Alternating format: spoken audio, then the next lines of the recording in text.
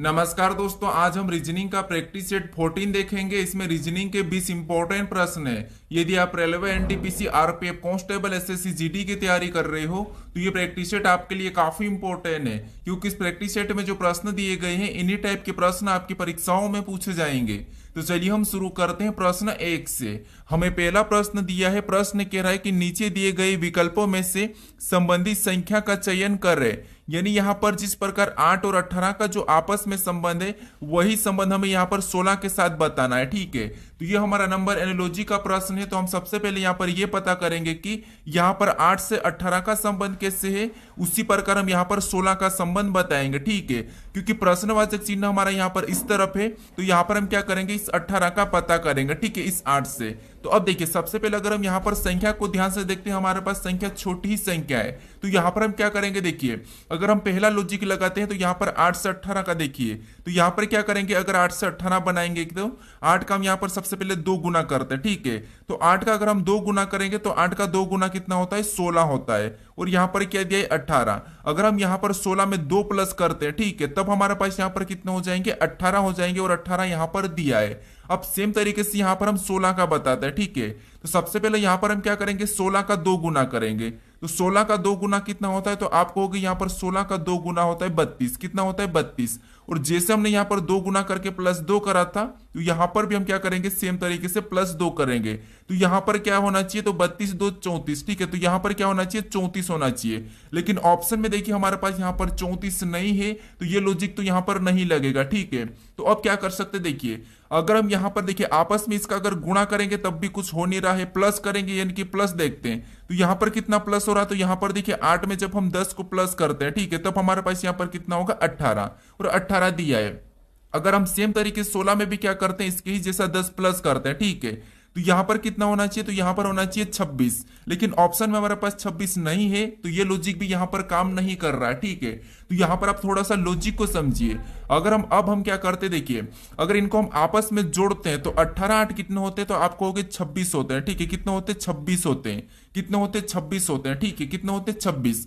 अगर हम सेम तरीके से इसका भी दोनों का योग क्या करते हैं, 26 लाते हैं। ठीक है, तो प्रश्नवाचक चिन्ह के स्थान पर क्या रखेंगे, तो 26 आएगा। तो आप कहोगे यहाँ पर 16 है, और 16 से अगर हमें यहाँ पर क्या रखें कि 26 आएगा, तो आप कहोगे यहाँ पर हम 10 को रखेंगे, तब हमारे पास यहाँ पर 26 आएगा। लेकिन 10 भी हमारे पास ऑप्शन में नहीं है, तो अब हम क्या करते हैं, यहाँ पर गुणा करके देखते हैं। ठीक है, लॉजिक को अच्छे से समझिए। अगर हम यहाँ पर देखिए इनका आपस में गुणा करते तो 18 8 ही कितने होते, तो आप कहोगे 18 8 ही होते हैं 144। कितने होते हैं, 144। यहाँ पर भी हम 16 के साथ किसका गुणा करें कि हमें यहाँ पर कितना मिले, तो आप कहोगे यहाँ पर देखिए 16 के साथ किसका गुणा करें कि हमें यहाँ पर 144 मिले। ठीक है, ये हम अब पता करते हैं। हमने प्लस करके देख लिया था। तो अब देखिए अगर हम यहाँ पर 16 के साथ किसका गुणा करेंगे, तो आप कहोगे 16 के साथ अगर हम 9 का गुणा करते हैं, 9 कर रख के, तो हमें यहाँ पर 16 नाम कितने मिलेंगे, 144। और 144 यहाँ पर आया है, और 144 यहाँ पर भी आया। ठीक है, तो अच्छा लॉजिक है। तो यहाँ पर क्या आएगा, 9 आएगा। ठीक है, तो अब ऑप्शन में देखिए 9 कहां पर है, तो ऑप्शन नंबर हमें यहाँ पर सी में दिया है। तो ऑप्शन नंबर सी हमारा इस प्रश्न का सही जवाब होगा। अब चलिए हम बढ़ते हैं प्रश्न 2 पे। अब दूसरे नंबर का प्रश्न दिया है। अब प्रश्न कह रहा है कि दी गई श्रृंखला श्रेणी में अगली संख्या ज्ञात कीजिए। यानी हमें यहाँ पर एक श्रृंखला श्रेणी दी है और इसी में एक प्रश्नवाचक चिन्ह दिया है। यहाँ पर कौन सी संख्या होगी ये हमें बताना है। ठीक है, तो देखिए जब भी हम श्रृंखला के प्रश्नों को सोल्व करते हैं तो सबसे पहले हम क्या करते हैं, श्रृंखला यानी कि संख्या को ध्यान से देखते हैं कि संख्या कैसे लिखिए। तो यहाँ पर देखिए अगर हम संख्या को देखेंगे तो सबसे पहले 5 लिखा है, और 5 के बाद 3 लिखा, मतलब माइनस करा, और 3 के बाद 8, फिर प्लस, फिर 40, फिर 120, फिर प्लस प्लस चला है। ठीक है, यानी संख्या धीरे से घटी, फिर वापस से बढ़ी, फिर अचानक से बढ़ी। ठीक है, इस कंडीशन में आपको पता है जब संख्या थोड़ी सी घटती है बढ़ती है, उस कंडीशन में हम क्या करते हैं, एक छोड़ के एक देते हैं, एक देखते हैं। ठीक है, या तो हम वहां पर प्लस करेंगे एक छोड़ के एक, या फिर वहां पर गुणा करेंगे, या फिर माइनस करेंगे। ठीक है, तो अगर हम यहाँ पर एक छोड़ के एक देखते हैं तो यहाँ पर देखिए अगर हम यहाँ पर 5 से 8 को देखेंगे तो यहाँ पर कितना प्लस हुआ है, तो आप कहोगे यहाँ पर 3 प्लस हुआ है। फिर अगर हम यहाँ पर 8 से 120 को देखते हैं तो आप कहोगे यहाँ पर तो कुछ ज्यादा ही प्लस हो रहा है, यानी कितना प्लस हुआ, तो यहाँ पर 112 प्लस हो रहा है। कितना प्लस हो रहा है, तो आप कहोगे 112। यानी यहां पर देखिए अब हम इसको देखते हैं, 3 से 40 को देखते हैं तो यहां पर कितना प्लस हुआ, तो यहां पर 37 प्लस हुआ है। ठीक है, कितना, 37। अगर हम सेम तरीके से अगली संख्या बताने के लिए 40 में 37 प्लस करते हैं तो 40 में जब हम 37 को प्लस करेंगे तो संख्या यहां पर देखिए बहुत बड़ी है, तो यहां पर ये लॉजिक तो काम नहीं कर रहा प्लस वाला। तो अब हम यहाँ पर क्या करते हैं, यहाँ पर गुणा करके देखते हैं। अगर हम यहाँ पर 5 और 8 का आपस में गुणा करते हैं, ठीक है, तो यहाँ पर देखिए 5 और 8 का गुणा करेंगे तो यहाँ पर कितने हो रहे, तो 5 8 40 यहाँ पर दिया है, ठीक है। सेम तरीके से यहां पर गुणा करने पर दिया है। सेम तरीके से यहां पर भी हम क्या करते हैं, 3 और 40 का आपस में गुणा करते हैं, तो यहां पर 40 तिरिया कितने होते हैं, 120 होते हैं, और 120 भी यहां पर दिया है। यानी अगली संख्या बताने के लिए हम यहां पर क्या करेंगे, 8 और 120 का गुणा कर लेंगे, ठीक है। लॉजिक को समझना, तो 8 और 120 का गुणा करेंगे तो 12 8 96, यानी यहां पर कितने हो रहे, 960 हो रहे, ठीक है। कितने हो रहे, 960 हो रहे गुणा करने पर। यानी हमने यहां पर क्या करा, इसका गुणा करा तो हमें ये संख्या प्राप्त हुई। अब हमें और भी अगली संख्या बताना हो तो हम क्या करेंगे, इन दो संख्याओं के साथ गुणा कर लेंगे, ठीक है। लेकिन हमें ये वाली संख्या पूछी थी तो यहां पर हमारे पास 960 आया, ठीक है। तो ऑप्शन में देखेंगे तो ऑप्शन नंबर हमें यहां पर डी में दिया है, तो ऑप्शन नंबर डी हमारा इस प्रश्न का सही जवाब होगा, ठीक है। लॉजिक को अच्छे से समझते हुए चलिए। अब चलिए हम बढ़ते हैं प्रश्न 3 पे। अब तीसरे नंबर का प्रश्न दिया है। अब प्रश्न कह रहा है कि उस वेन आरेख का चयन करें जो दिए गए वर्गों के बीच के संबंध को दर्शाता हो। यानी हमें यहाँ पर आयरलैंड दिया है, डबलिन दिया है और ग्रीस दिया है, इनके बीच वेन डायग्राम कैसा बनेगा ये प्रश्न हमें दिया है। तो यहां पर हमें प्रश्न जो दिया है वो इंग्लिश में नाम दिया है, तो यहां पर हमें घबराना नहीं है, ठीक है। अब देखिए, आपको पता है जब भी हम वेन डायग्राम के प्रश्नों को सोल्व करते हैं तो सबसे पहले हम क्या करते हैं, शब्दों को ध्यान से देख लेते हैं और एक एक शब्द का डायग्राम बनाते हैं, ठीक है। तो यहां पर देखिए, अगर हम देखेंगे तो आपको पता है यहां पर आयरलैंड क्या होता है, एक देश होता है। डबलिन क्या, ये भी आपको पता है, ये आयरलैंड के अंदर है। ग्रीस भी एक देश है, ये आपको पता ही है, ठीक है। अब हम एक एक शब्द का डायग्राम बनाते हैं। तो सबसे पहले हम यहां पर क्या करते हैं, आयरलैंड का डायग्राम बना लेते हैं। तो ये हमने क्या किया, आयरलैंड का डायग्राम बना लिया, ठीक है। उसके बाद अब हम यहां पर क्या करते हैं, दूसरे शब्द का बनाते हैं, जो कि हमें यहां पर दिया डबलिन। अब डबलिन का बनाने से पहले हम ये देखेंगे कि जो हमने यहां पर आयरलैंड का डायग्राम बनाया है, कि इनका डबलिन से कोई संबंध है या नहीं है। तो आप कहोगे आयरलैंड के अंदर ये डबलिन आता है, ठीक है। तो यहां पर डबलिन का डायग्राम आयरलैंड के अंदर बन जाएगा। उसके बाद हम यहां पर तीसरे शब्द का बनाएंगे, जो कि हमें यहां पर दिया ग्रीस। अब ग्रीस का डायग्राम बनाने से हम यहां पर यह देखेंगे कि जो हमने यहां पर डबलिन और आयरलैंड का डायग्राम बनाया है, कि इनका ग्रीस से कोई संबंध है या नहीं है। तो आप कहोगे यहां पर ग्रीस एक देश से, तो इनका आयरलैंड और यहां पर डबलिन से कोई संबंध नहीं है क्योंकि ये अलग देश से। तो यहां पर ग्रीस का डायग्राम कैसा बनेगा, तो आप कहोगे इसका अलग बन जाएगा। अब डायग्राम हमारा तीनों शब्द का कैसा बना है, तो कुछ इस टाइप से बना है। तो ऑप्शन में देखेंगे तो ऑप्शन नंबर हमें यहां पर सी में दिया है, तो ऑप्शन नंबर सी हमारा इस प्रश्न का सही जवाब होगा, ठीक है। अब चलिए हम बढ़ते हैं प्रश्न 4 पे। अब 4 नंबर का प्रश्न दिया है। अब प्रश्न कह रहा है कि विलुप्त संख्या ज्ञात कीजिए।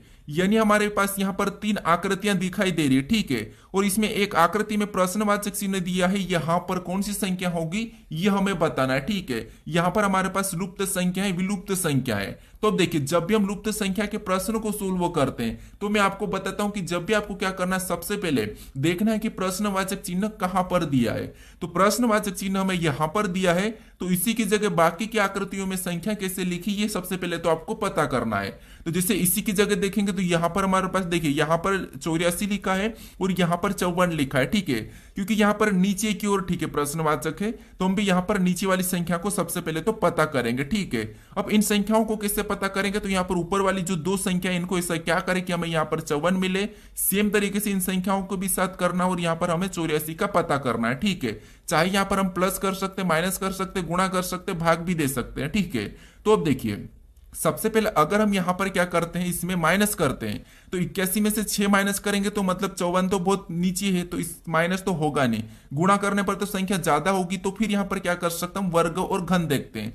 तो अगर यहां पर देखिए 81 को आपको पता है ये 81 क्या है, तो ये कहोगे आप ये हमारा 9 का वर्ग है। क्या है ये 9 का वर्ग है, ठीक है। और यहां पर अगर हम 9 और 6 को आपस में गुणा करते हैं तो 9 6 कितने होते हैं, 54 होते हैं, और 54 यहां पर दिया है। सेम तरीके से यहां पर देखिए दूसरी आकृति में भी जो 144 दिख रहा है, ये क्या है, तो आप कहोगे ये हमारा 12 का वर्ग है, ठीक है। क्या है, 12 का वर्ग। और यहां पर सेम तरीके से जैसे हमने यहां पर आपस में गुणा करा था, तो इसका भी आपस में गुणा कर देते हैं। तो 12 और 7 का जब हम आपस में गुणा करेंगे तो 12 7 84 होते हैं, और 84 भी यहां पर दिया है। यानी एक ही तरीके से हमने यहां पर दोनों संख्याओं का पता कर लिया है, ठीक है। अब सेम तरीके से यहां पर संख्या को बताएंगे।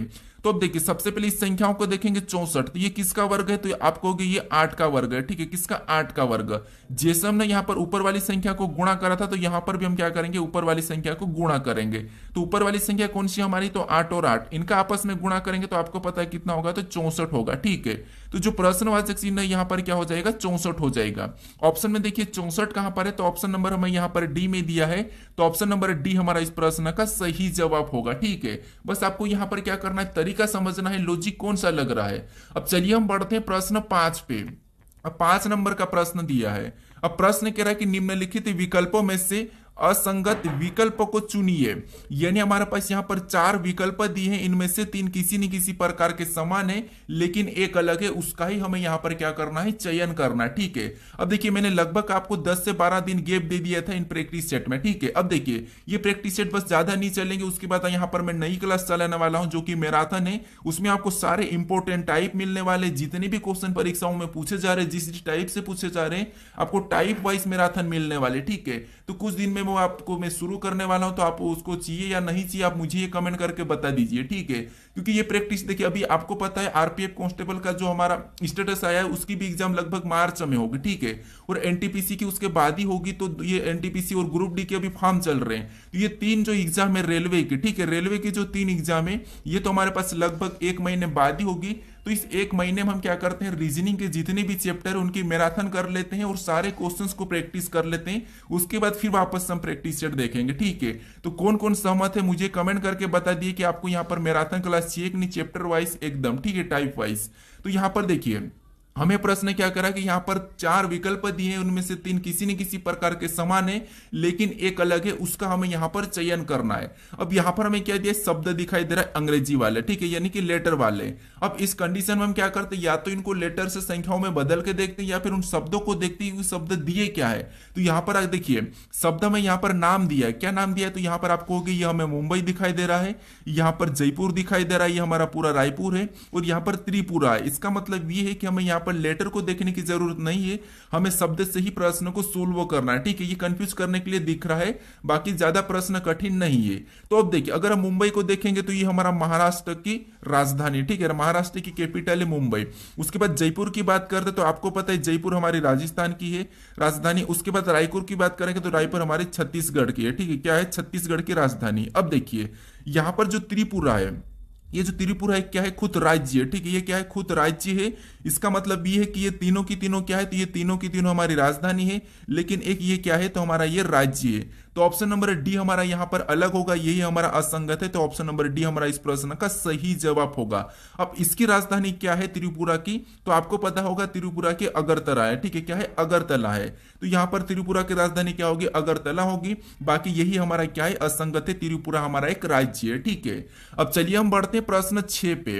अब 6 नंबर का प्रश्न दिया है। अब प्रश्न कह रहा है कि एक निश्चित कोड भाषा में पिज्जा को BAAJQ तथा बर्गर को SFHSVC लिखा जाता है, तो उसी कोड भाषा में नूडल्स को क्या लिखा जाएगा, ये प्रश्न हमें पूछा है। तो ये हमारा कोडिंग डिकोडिंग का प्रश्न और ये पिछली बार SSC में पूछा था। ठीक है, तो अब देखिए सबसे पहले हमें आपको पता है कोडिंग डिकोडिंग में जब भी आपको लेटर से लेटर कोड मिलता है तो मैंने आपको बताया था कि आपको अल्फाबेट के साथ खेल खेलना है। ठीक है, यानी अल्फाबेट में या तो आपको माइनस करना है या प्लस करना है, उसका विपरीत देखना है, क्रॉस मेथड देखना है, रिवर्स मेथड देखना है, ये आपको मैं सारे बता रखा हूं। तो अब देखिए यहां पर हम क्या करेंगे, एक एक को देखेंगे। जैसे यहां पर पिज्जा में जो लेटर है उन लेटर को इनके साथ देखेंगे। तो सबसे पहले हम शुरू से देखते हैं, जिससे यहां पर इस पी से अगर हम बी की ओर जाएंगे तो आपको पता है बहुत लंबा होगा। फिर आई से एक को जाएंगे तो यहां पर माइनस हो रहा है, मतलब इधर से तो होगा नहीं। फिर हम यहां पर रिवर्स मेथड देखते हैं, यानी कि पीछे से। तो अगर हम पीछे से देखेंगे तो ए से बी के जाएंगे तो आसान है। ठीक है, यानी यहां पर देखिए ए में या ए से बी मतलब +1, फिर यहां पर देखिए जेड से ए मतलब +1, जेड से मतलब +1, आई से जे मतलब यहां पर भी +1, पी से क्यू मतलब यहां पर भी +1, यानी यहां पर रिवर्स मेथड है। ठीक है, कौन सी मेथड है, तो रिवर्स मेथड है। सेम तरीके से बर्गर का पता करते हैं। तो यहां पर भी देखिए अगर बी से एस की ओर जाएंगे तो आपको पता है लंबा पड़ेगा, तो हमें यहां पर क्या मिला है, रिवर्स मेथड मिला है। तो यहां पर भी रिवर्स मेथड यूज करेंगे तो आर से एस +1, ई से ए +1, एच से जी मतलब जी से एच +1, आर से एस यहां पर भी +1, यू से भी +1, बी से सी यहां पर भी +1, यानी हमें यहां पर कौन सा लॉजिक मिला है, तो यहां पर रिवर्स मेथड में +1 करना है। तो सेम तरीके से यहां पर नूडल्स में भी यही करेंगे। ठीक है, तो यहां पर देखिए सबसे पहले रिवर्स मेथड पीछे से, यानी कि यहां पर +1 करेंगे तो क्या होगा, टी। ऑप्शन में देखेंगे तो ए में नहीं है, सी में नहीं है और डी में नहीं है, तो ऑप्शन नंबर बी हमारा इस प्रश्न का सही जवाब होगा।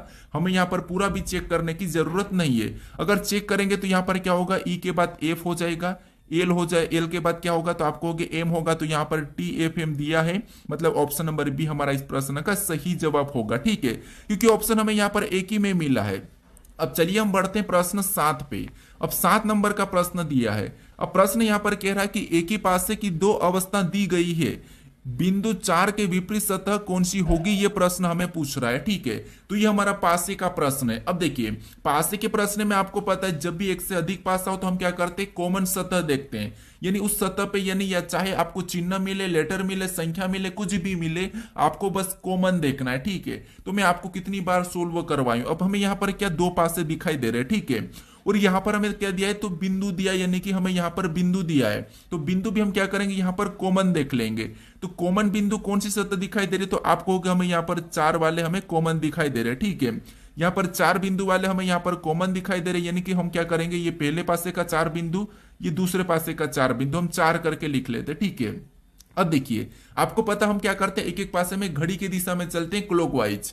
तो यहां पर कॉमन से चलेंगे तो अगला हमें यहां पर क्या मिला, 6 बिंदु मिले, तो उसको हम क्या करेंगे, उसके नीचे 6 लिख लेंगे। फिर हम आगे चलेंगे, यहां पर 6 बिंदु से तो हमें कौन सा बिंदु मिला, तो आपको होगा यहां पर 5 बिंदु मिले, तो उनको भी हम क्या करेंगे, उसके नीचे लिख लेंगे।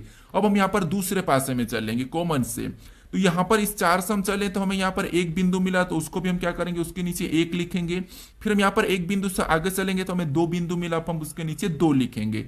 अब हमने यहां पर जो बिंदु लिखा है इनके जो आमने सामने है, ठीक है, ये जो इनके आमने सामने ये क्या है, एक दूसरे के विपरीत है, यानी 5 का विपरीत 2 और 2 का विपरीत 5। ठीक है, 1 का विपरीत 6 और 6 का विपरीत 1। हमें यहां पर किसका पूछा है, तो बिंदु 4 का विपरीत पूछा है। तो बिंदु 4 का विपरीत क्या हो जाएगा, तो हमें यहां पर बिंदु 4 का बताना है, तो हमें यहां पर देखना है कि कौन सा नहीं दिखाई दे रहा है। हमें यहां पर 1 से 6 तक दिखाई दे रहा है, तो हमें यहां पर 3 नहीं दिखाई दे रहा है। ठीक है, तो 1 4 को हटा के यहां पर हम क्या करेंगे, 3 को लिख लेंगे। ठीक है, तो यहां पर 4 का विपरीत बिंदु कितना होगा, 3 होगा। ऑप्शन में देखिए बिंदु 3 यहां पर ऑप्शन नंबर डी में दिया है, तो ऑप्शन नंबर डी हमारा इस प्रश्न का सही जवाब हो जाएगा। ठीक है, अब चलिए हम बढ़ते हैं प्रश्न 8 पे। अब 8 नंबर का प्रश्न दिया है।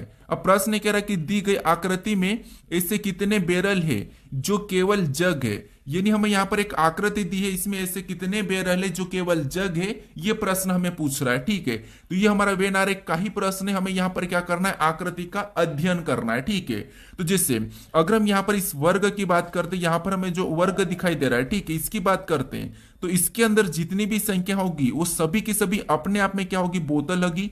उसके बाद अब यहां पर हमें जो त्रिभुज दिखाई दे रहा है, ठीक है, इसके अंदर जितनी भी संख्या होगी सभी अपने आप में क्या होगी, तो वो होगी बैरल। उसके बाद हमें यहाँ पर और वृत्त भी दिखाई दे रहा है। ठीक है, तो इस वृत्त के अंदर जितनी भी संख्या है वो सभी की सभी अपने आप में बात कर रहा हूं। ठीक है, तो अपने आप में क्या होगी, जग होगी। उसके बाद हमें यहाँ पर पष्टभुज या क्या दिखाई दे रहा है, इसके अंदर देखिए, इसके अंदर जितनी भी संख्या होगी वो सभी की सभी अपने आप में क्या होगी, तो आपको होगी ये अपने आप में होगी ग्लास होगी। ठीक है, अब हमें यहाँ पर प्रश्न क्या पूछ रहा है, तो प्रश्न पूछा कि इस आकृति में ऐसे कितने बैरल है जो केवल जग है, यानी यहां पर केवल जग पूछा है, तो जग के अंदर आना चाहिए, लेकिन कौन, बैरल। तो यहां पर अगर हम 7 को लेते हैं, ठीक है, ये 7 जग के अंदर है, तो ये केवल जग के अंदर है, तो इसको नहीं लेंगे।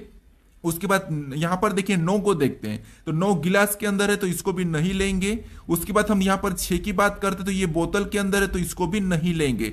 अब हमारे पास यहां पर 4 और 5 बचे। अब हमें यहां पर कह रहा है कि केवल बैरल है, ठीक है, केवल जग है। ऐसे कितने बैरल है जो केवल जग है, तो यहां पर अगर हम 5 की बात करते हैं, तो ये बैरल भी है, जग भी है, लेकिन ये बोतल के अंदर भी है, तो इसीलिए ये 5 को भी नहीं लेंगे। और यहां पर 3 की बात करते हैं, ये केवल बैरल है, तो हमारे पास यहां पर जो 4 दिखाई दे रहा है ये क्या है, तो ये बैरल है और ये केवल जग के अंदर है। ठीक है, तो यहां पर क्या दिखाई दिया हमें, 4। तो ऑप्शन में देखेंगे तो ऑप्शन नंबर बी हमारा इस प्रश्न का सही जवाब होगा। ठीक है, तो इस टाइप का प्रश्न मिले तो आपको क्या करना है, आकृति का अध्ययन करना है, और जैसा प्रश्न कह रहा है वैसा ही आपको यहां पर बताना है। ठीक है, अब चलिए हम बढ़ते हैं प्रश्न 9 पे। अब 9 नंबर का प्रश्न दिया है। अब प्रश्न कह रहा है निम्नलिखित अक्षर श्रृंखला श्रेणी को पूर्ण कीजिए, यानी हमारे पास यहाँ पर एक अक्षर श्रृंखला श्रेणी दी है, इसमें हम कौन से लेटर को भरे कि ये श्रृंखला हमारी पूर्ण होगी, ये प्रश्न हमें पूछ रहा है। ठीक है, तो देखिए जब भी हम इस टाइप के प्रश्नों को सोल्व करते हैं, सबसे पहले हम क्या करते हैं, या तो लेटर को गिन के क्या करते हैं, पेयर बना के सोल्व करते हैं, या फिर हम किस लेटर के बाद रिक्त स्थान है ये हम देखते हैं। तो सबसे पहले यहाँ पर हम क्या करते हैं, लेटर को गिन के पेयर बना लेते हैं। ठीक है, तो यहाँ पर अगर हम लेटर को गिनेंगे तो आपको रिक्त स्थान को भी साथ में गिनना है। ठीक है, तो यहाँ पर देखिए सबसे पहले गिनेंगे तो 1 2 3 4 5 6 7 8 9 10 11 12 13 14 15 16 17 18 19 20। यहाँ पर टोटल हमारे पास कितने हैं तो 20 से। तो या तो हम यहाँ पर क्या करते हैं तो 4 4 में भी बना सकते हैं और 5 5 में भी पेयर बना सकते हैं। तो मान लो यहाँ पर हम बड़ा सा बड़ा पेयर बना लेते हैं, ठीक है। तो यहाँ पर हमने क्या करा, बड़ा सा बड़ा पेयर बनाया 5 5 में, यानी हमने यहाँ से एक पेयर बना लिया। उसके बाद फिर से हमने यहाँ पर 5 से और पेयर बनाया, फिर हमने वापस से यहाँ से और पेयर बनाया, ठीक है। ये हमने 5 5 में 4 पेयर बना लिया। अब हम यहाँ पर लेटर को भरेंगे, ठीक है। तो सबसे पहले देखिए ए के बाद यहाँ पर क्या दिखाई दे रहा है, सी दिखाई दे रहा है। तो यहाँ पर हम क्या करेंगे, ए के बाद सी को भर लेंगे, ठीक है। ए सी, ठीक है। इसके बाद यहाँ पर भी क्या करेंगे, सी से पहले ए है तो यहाँ पर भी क्या करेंगे, इसको भी भर लेंगे ए, मतलब ए सी तो हमने यहाँ पर सभी में भर दिया। उसके बाद यहाँ पर क्या है, डी एफ है, और यहाँ पर क्या होना चाहिए, तो यहाँ पर भी होना चाहिए डी एफ, और यहाँ पर भी डी एफ। तो यहाँ पर अगर हम लास्ट में एफ को भरेंगे तो लास्ट में, ठीक है, यहाँ पर एफ भी दिखाई दे रहा है, ठीक है। उसके बाद फिर अगर हम देखेंगे तो यहाँ पर हमारे पास इसमें लास्ट में क्या है, बी है, और यहाँ पर लास्ट में कुछ भी नहीं, और यहाँ पर लास्ट में डी आ रहा है। अगर यहाँ पर लास्ट में हमारे पास बी आ रहा है और यहाँ पर लास्ट में डी आ रहा है तो यहाँ पर साइज से प्लस हो रहा होगा। यानी अगर यहाँ पर बी है तो यहाँ पर क्या होना चाहिए, ए होना चाहिए, ठीक है। क्या होना चाहिए, ए। अब ए से हम यहाँ पर +1 करेंगे तो बी, और बी से और +1 करेंगे तो यहाँ पर सी हो जाएगा, ठीक है। हमने यहाँ पर लास्ट वाले लेटर को देखा है, और इसमें और +1 करेंगे तो ए के बाद सी के बाद डी, यानी यहाँ पर +1 करने पर डी। उसके बाद यहाँ पर तो देखिए सी के बाद क्या है, तो आपको होगा यहाँ पर सी के बाद डी है, सभी में डी है तो यहाँ पर हम डी को भर लेंगे, ठीक है। और इसमें भी हम यहाँ पर क्या करेंगे, डी के बाद हम एफ को भर लेंगे, क्योंकि डी के बाद एफ है। अब देखिए यहाँ पर एफ भी हमने भर लिया। अब हमारे पास यहाँ पर पेयर जो बना है, यहाँ पर देखेंगे कि क्या सेम समान पेयर बने या नहीं बने। तो यहाँ पर देखिए ए सी डी एफ ए, यहाँ पर ए सी डी एफ बी, ए सी डी एफ सी, यहाँ पर भी ए सी डी एफ डी, यानी यहाँ पर लास्ट वाला अक्षर क्या हो रहा था, +1 हो रहा था, क्योंकि हमने यहाँ पर लास्ट वाले लेटर को देखा था, ठीक है। अब हमने यहाँ पर कौन कौन से लेटर को भरा, वही हमारा यहाँ पर सही जवाब होगा। तो सबसे पहले हमने सी को भरा, उसके बाद हमने यहाँ पर ए को भरा, उसके बाद फिर हमने यहाँ पर डी को भरा, फिर हमने यहाँ पर वापस से क्या करा, तो ए को भरा, फिर हमने यहाँ पर सी को भरा, और हमने फिर एफ को भरा। तो ये अगर हम ऑप्शन में देखें तो लास्ट में एफ हमें यहाँ पर केवल ऑप्शन ए में दिखाई दे रहा है, तो ऑप्शन नंबर ए हमारा इस प्रश्न का सही जवाब होगा, ठीक है। अब चलिए हम बढ़ते हैं प्रश्न 10 पे। अब 10 नंबर का प्रश्न दिया है। अब प्रश्न यहाँ पर कह रहा है कि यदि ए अक्षर जोड़ के लिए, बी अक्षर घटाव, सी अक्षर भाग के लिए एवं तथा यहाँ पर यह कि डी अक्षर गुणा के लिए हो, तब यहाँ पर कह रहा है कि जो समीकरण दी है इस समीकरण का मान बराबर होगा, यानी इस समीकरण का मान क्या होगा, यह प्रश्न हमें पूछ रहा है, ठीक है। तो यहाँ पर देखिए सबसे पहले तो हमें यहाँ पर समीकरण में यहाँ पर जो अक्षर दिए हैं, इन अक्षर के जगह हमें क्या करना है, चिन्ह को रखना है, ठीक है। तो यहाँ पर देखिए सबसे पहले कोष्टक में क्या दिया, तो हम यहाँ पर लिख लेते जैसे 7 दिया है, ठीक है। सबसे पहले 7 दिया तो यहाँ पर हम 7 लिखे हैं, यहाँ पर हमने 7 लिखा है, ठीक है। ये हमने 7 लिखा, और साथ में यहाँ पर अक्षर में हमें यहाँ पर डी दिखाई दे रहा है, ठीक है।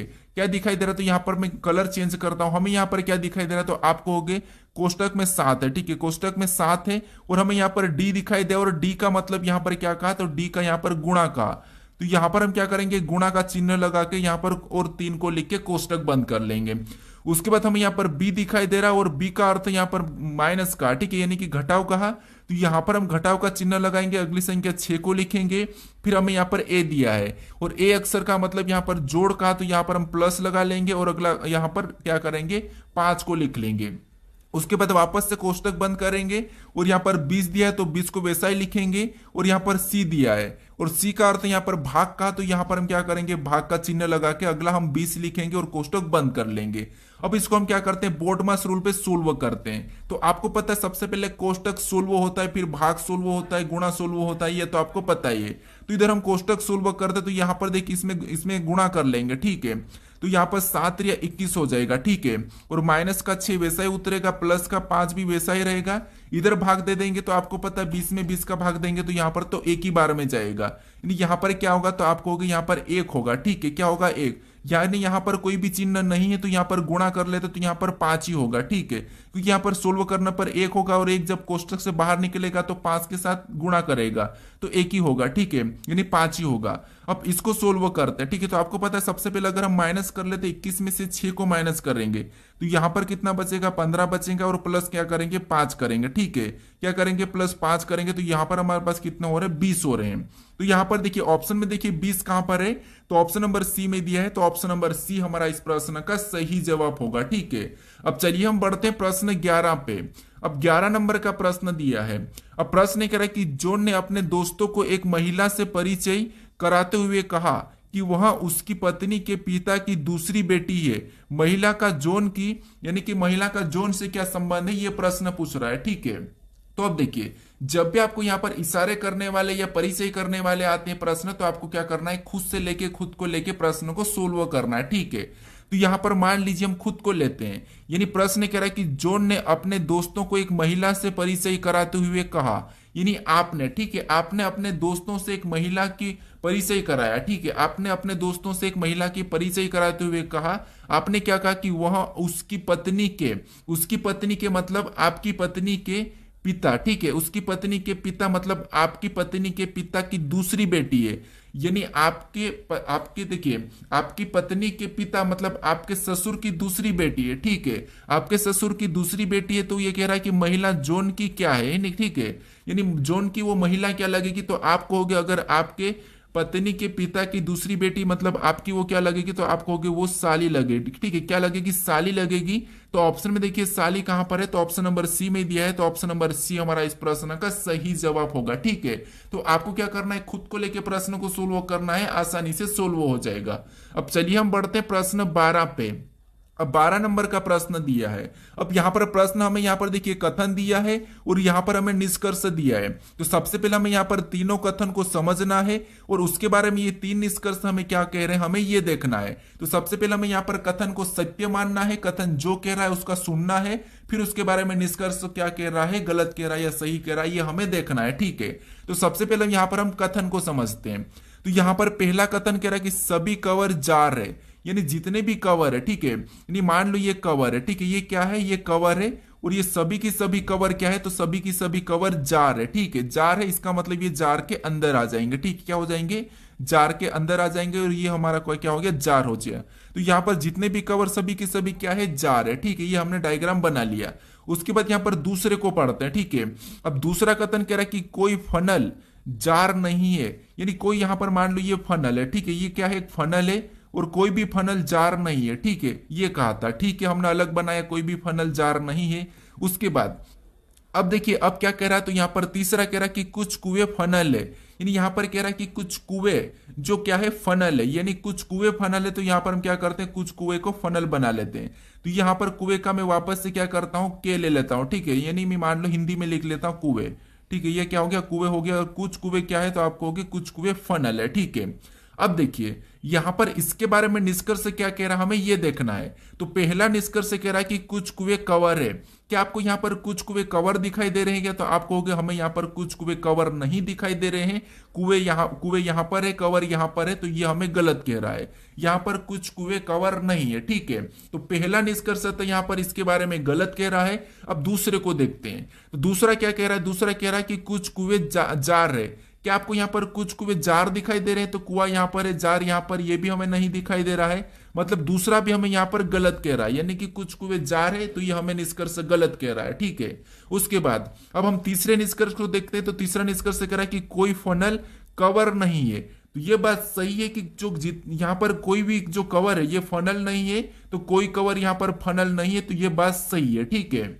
यानी कोई भी कवर फनल नहीं है, तो ये साफ दिखाई दे रहा है कि कवर और फनल का आपस में कोई संबंध नहीं है। तो ये वाला हमें यहां पर सही कह रहा है इसके बारे में, ठीक है, कि कोई भी यहां पर फनल कवर नहीं है, तो ये हमें सही कह रहा है। तो निष्कर्ष कौन सा पालन कर रहा है, तीसरा वाला। ऑप्शन में देखेंगे तो ऑप्शन नंबर सी में दिया है, तो ऑप्शन नंबर सी हमारा इस प्रश्न का सही जवाब होगा। अब चलिए हम बढ़ते हैं प्रश्न 13 पे। अब 13 नंबर का प्रश्न दिया है। अब प्रश्न करें कि यदि फोन बराबर 78,655 तथा कॉल बराबर 3133 तो नेटवर्क का बराबर क्या होगा, ये प्रश्न हमें पूछ रहा है, ठीक है।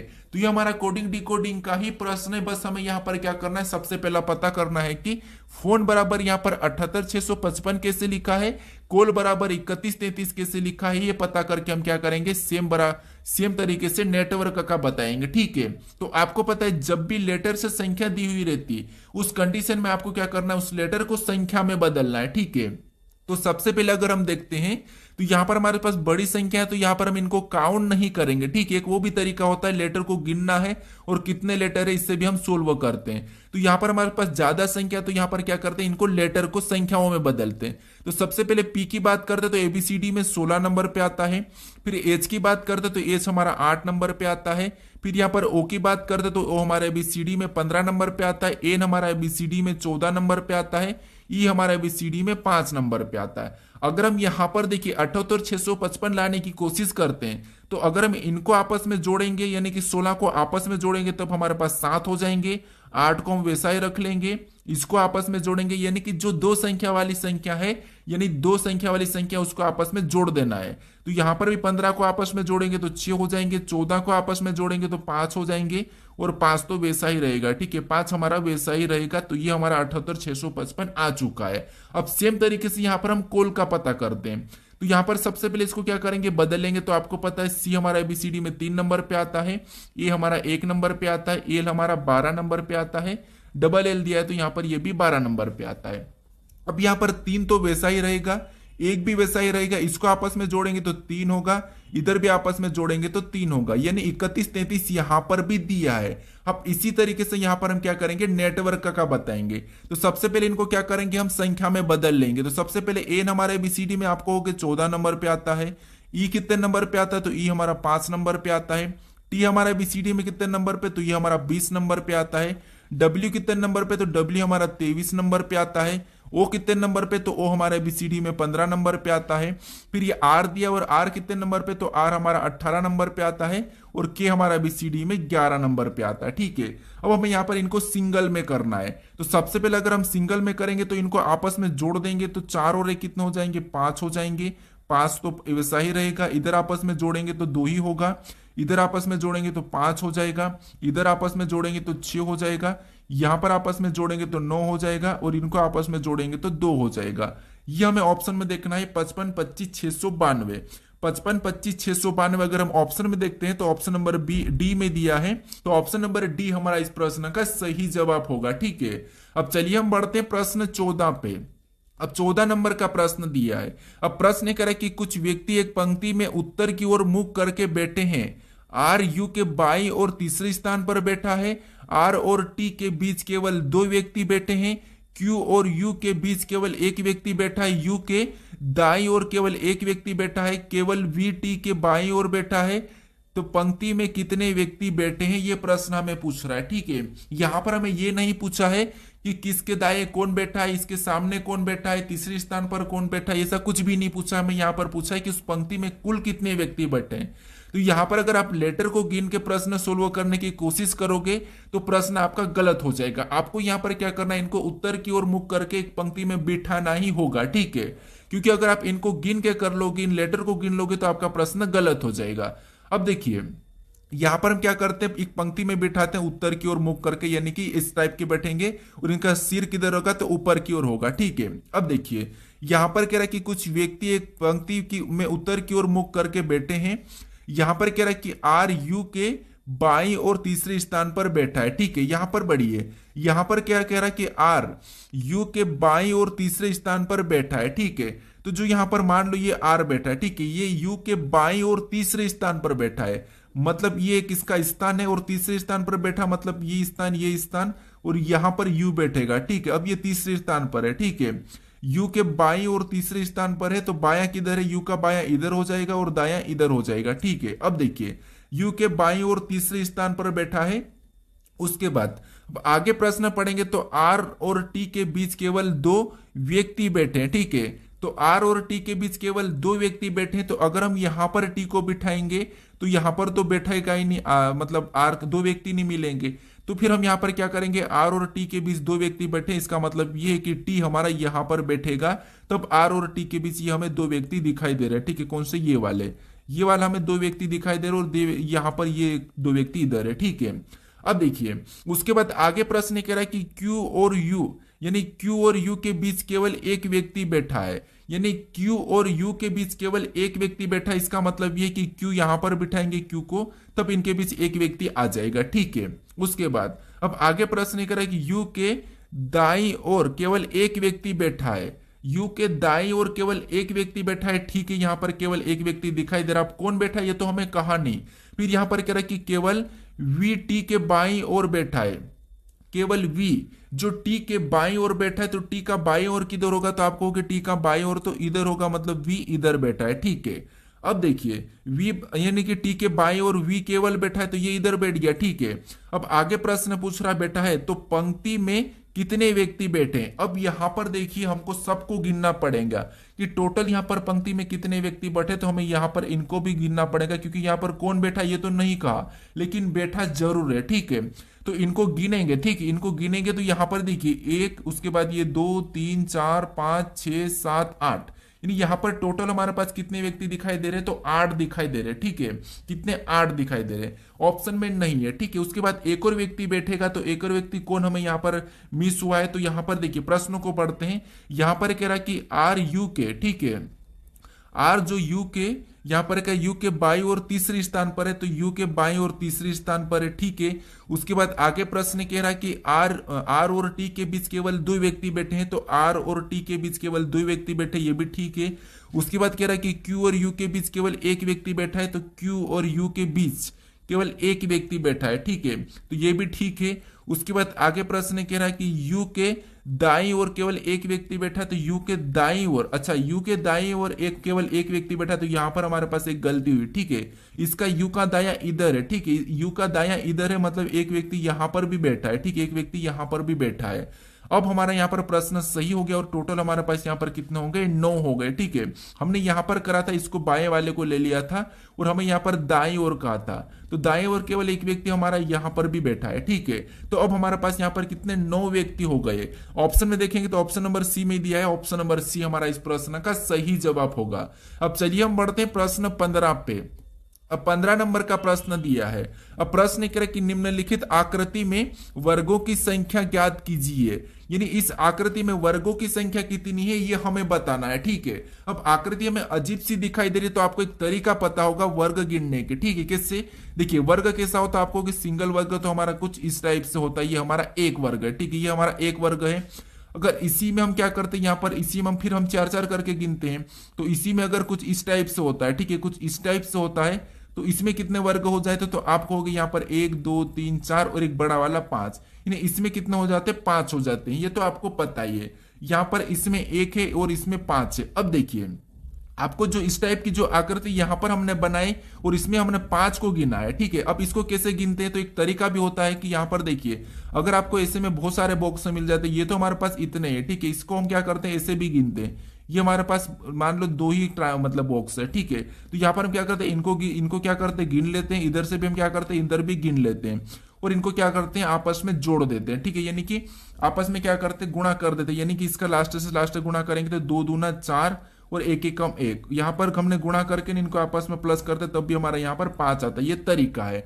अब आपको पता है जो इस प्रकार का यहाँ पर हमें बीच में दिखाई दे रहा है, ठीक है, यहाँ पर हमें बीच में दिखाई दे रहा है, तो इसमें भी कितना होगा 5 होगा, यानी अगर इसमें 5 है, ठीक है, इसमें अगर 5 है तो यहाँ पर भी इस वाले में भी तो 5 होगा, यहां पर भी 5 होगा, यहां पर भी 5 होगा, यहां पर भी 5 होगा, यहां पर भी 5 होगा, तो टोटल 5 5 10 15 20 25 30, यानी टोटल हमें यहां पर कितने निकल के आ रहे हैं, तो 30 निकल के आ रहे हैं। ऑप्शन में देखेंगे तो ऑप्शन नंबर बी में दिया है, ऑप्शन नंबर बी हमारा यहां पर सही जवाब होगा, ठीक है। अगर इसमें 5 है तो यहां से भी तो 5 बनेंगे, ये भी तो आपको दिखाई दे रहे हैं ये वाला, फिर और फिर हमारा यहां से बना है, तो इसीलिए यहां पर 5 5 5 हमारे कितने बार है 6 है, तो ऑप्शन नंबर बी हमारा इस प्रश्न का सही जवाब होगा। अब चलिए हम बढ़ते हैं प्रश्न 16 पे। अब 16 नंबर का प्रश्न दिया है। अब प्रश्न करें कि निम्नलिखित शब्दों को सार्थक क्रम में दर्शाने के लिए सही विकल्प का चयन करें, यानी हमें यहाँ पर 5 शब्द दिए, ठीक है, और हमें यहाँ पर कह रहा है कि सार्थक क्रम में दर्शाने के लिए हमें सही विकल्प का चयन करना है। तो तो यहाँ पर शब्दों को देखिए फिर सार्थक क्रम में या तो आपको घटते क्रम में रखना है या फिर आपको बढ़ते क्रम में, ठीक है, डिसेंडिंग ऑर्डर या असेंडिंग ऑर्डर, ये तो आपको पता ही है, ठीक है, आरोही क्रम या अवरोही क्रम।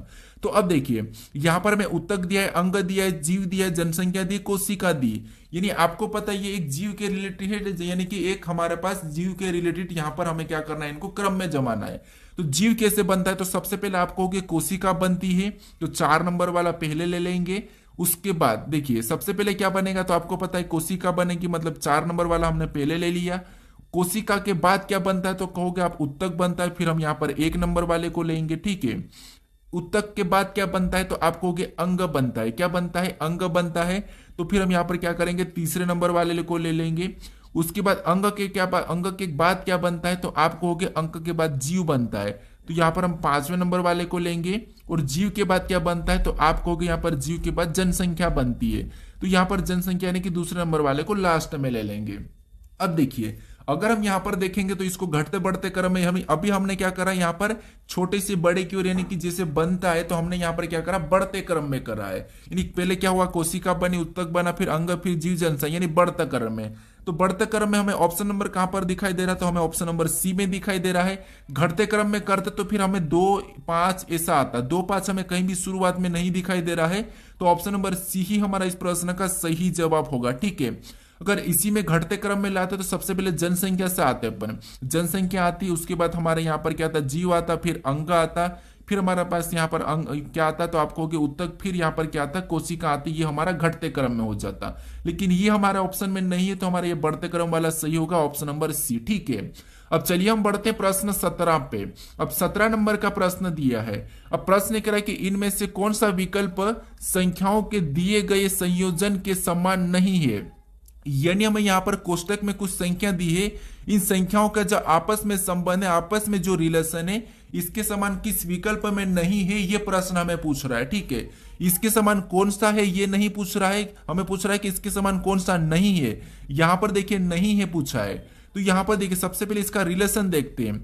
तो आपको पता है अगर हम इनको आपस में जोड़ेंगे, ठीक है, इनको प्लस करेंगे, तो यहां पर 8 और 15 को जोड़ेंगे तो 23 आएंगे, और यहां पर इसका आपस में इधर गुणा भी करेंगे, ठीक है, तो 15 8 आपस में गुणा करेंगे, तो यहां पर गुणा करने पर कितना आ रहा है, तो गुणा करने पर यहां पर 20 आ रहा है, ठीक है, और यहां पर प्लस करने पर कितना आ रहा है, 23 आ रहा है। यानी जो तीसरे नंबर की संख्या प्लस करने पर है पहले 2 को, और लास्ट वाले पहले 2 को गुणा करना है, तो यही वाला हम क्या करते हैं, ऑप्शन में देखते हैं। तो पहले वाले 2 को जोड़ेंगे तो तीसरी वाली प्राप्त होगी, ठीक है, तो यहां पर इनको जोड़ेंगे, ठीक है, तो जोड़ने पर ये प्राप्त हो रही, मतलब सही है, यानी कि 11 और 12 कितना होते हैं, 23 होते हैं, ठीक है, ये सही है।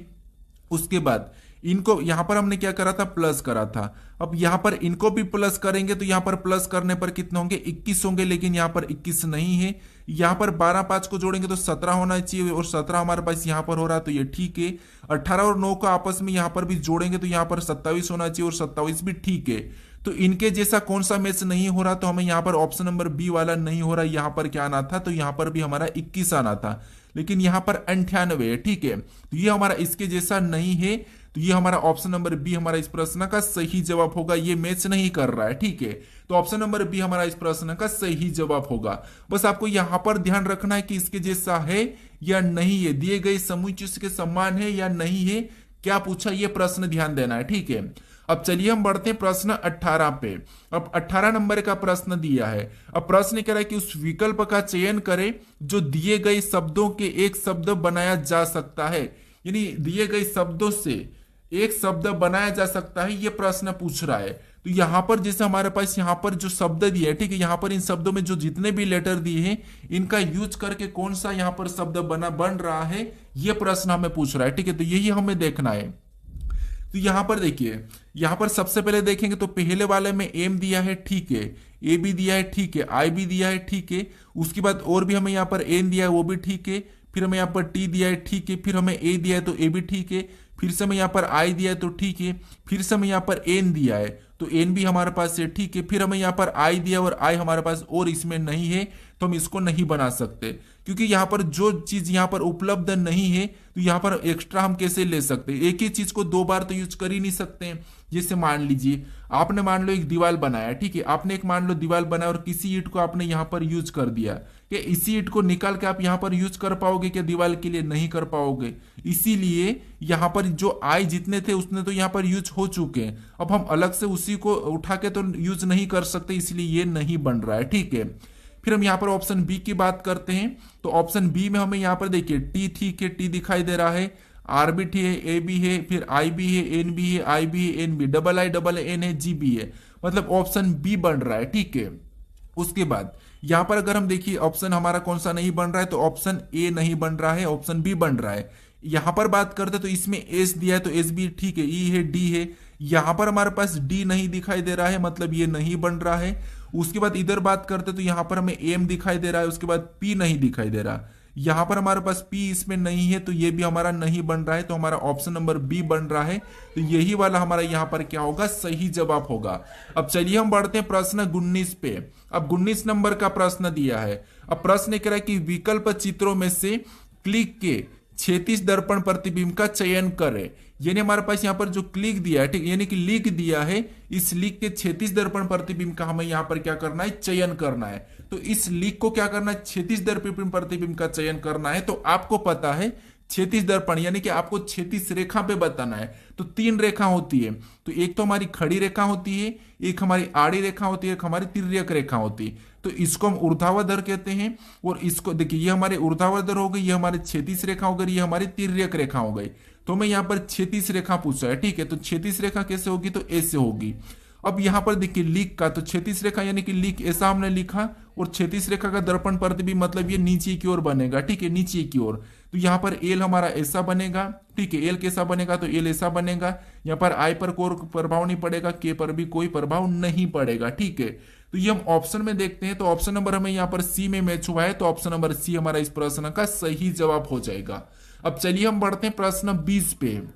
अब 20 नंबर का प्रश्न दिया है। अब प्रश्न करें कि नीचे दिए गए विकल्पों में से संबंधित शब्द को चुनिए। यानी यहाँ पर जिस प्रकार यहाँ पर लीची और फल का जो आपस में संबंध है, वही संबंध हमें यहाँ पर जायु के साथ बताना है, ठीक है। तो ये हमारा एनोलॉजी का ही प्रश्न है, शब्द एनोलॉजी का प्रश्न है।